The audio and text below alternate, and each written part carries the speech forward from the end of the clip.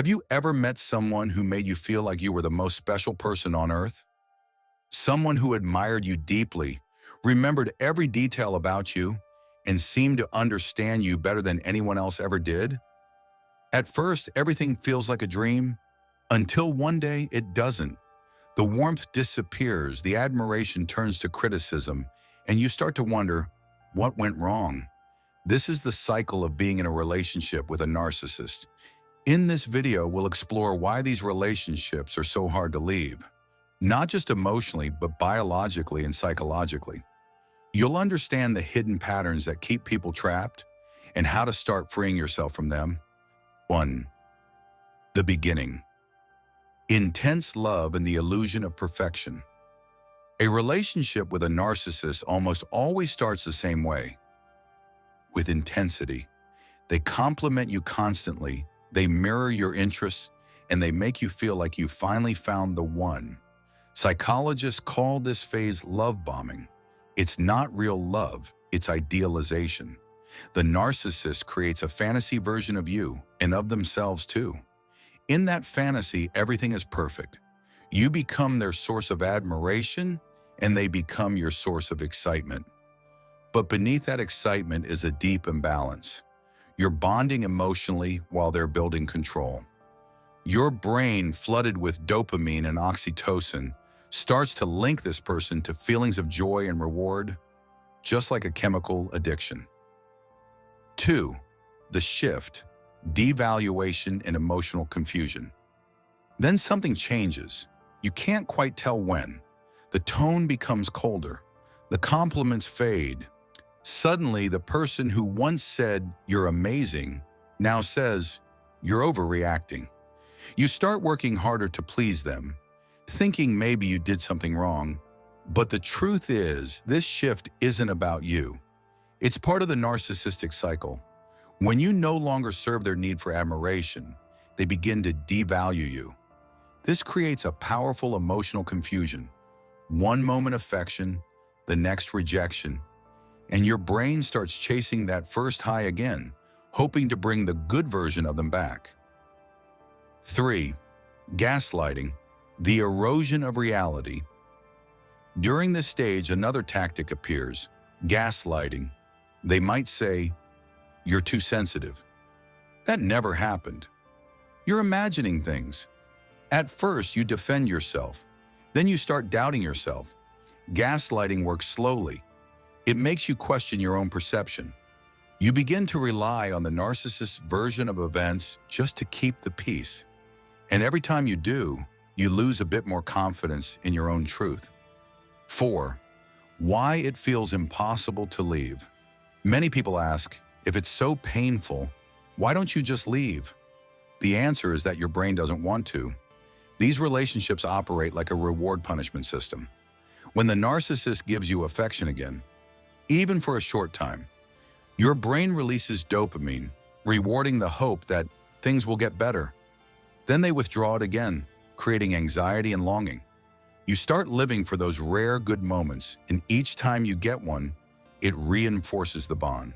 It's not love, it's conditioning, and that's why walking away feels like withdrawal. 5.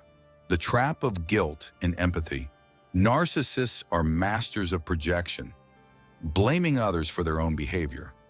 When they hurt you, they might say, "You made me do it," or, "If you hadn't said that, I wouldn't have reacted this way." Over time, you begin to feel responsible for their emotions. Your empathy, one of your best qualities, becomes a weakness in this dynamic. You excuse their actions because you understand their pain. But empathy without boundaries turns into self-sacrifice. You start protecting them more than yourself. 6. The fear of loneliness and the loss of identity. After being in a relationship with a narcissist, many people feel like they don't know who they are anymore. Your world has revolved around their moods, their reactions, their approval. So the thought of leaving doesn't just mean losing a partner, it feels like losing part of yourself. But that's an illusion. The person you were before, your voice, your strength, your peace, still exists underneath the exhaustion. It's not gone. It's waiting to be rediscovered. 7. The return cycle, hoovering and false promises. Sometimes when you finally start to heal, they come back. They say they've changed, that they miss you, that they finally understand. This is known as hoovering, named after the vacuum cleaner, because it's designed to pull you back in. It's not about love, it's about control. Once they see that you've regained strength, they want that energy again. And if you return, the cycle starts all over. 8. Breaking free and rebuilding yourself. So how do you break free? Set boundaries. You don't owe endless explanations. Trust your memory. What happened, happened. Don't let anyone rewrite it. Seek support. Friends, therapy, community. Healing happens in connection. Reclaim your identity. Start doing small things that belong to you, not the relationship. Healing doesn't happen overnight, but every time you choose your own peace over their chaos, you take your power back. Conclusion. Being in a relationship with a narcissist changes the way you see love, trust, and even yourself. You start believing that love means walking on eggshells, that peace must always be earned, and that affection has to be chased. But none of that is true. Real love doesn't make you anxious.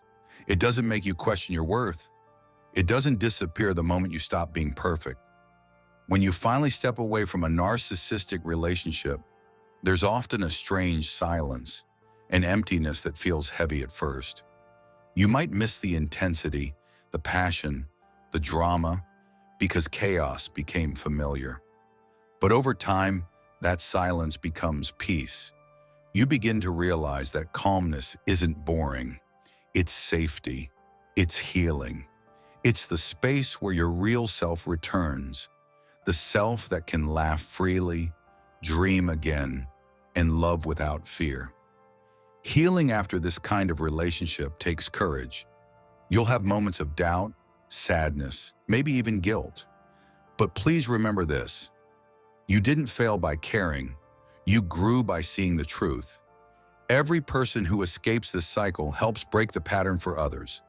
By understanding narcissistic relationships, we not only protect ourselves, we also raise the collective awareness about what real love and emotional respect should look like. So if you're in the middle of this struggle right now, hold on. There will come a day when you'll look back and realize that what you thought was the end was actually the beginning of you. If this video resonated with you, let me know in the comments. Your story might help someone who's still finding the strength to walk away. And remember, you deserve a kind, calm, and mutual love. Here at our channel, we'll keep exploring the hidden layers of the human mind, the stories we tell ourselves, and the paths that lead back to wholeness. Take care of yourself, and thank you for watching. Don't forget to subscribe and turn on notifications for more videos like this. And see you again.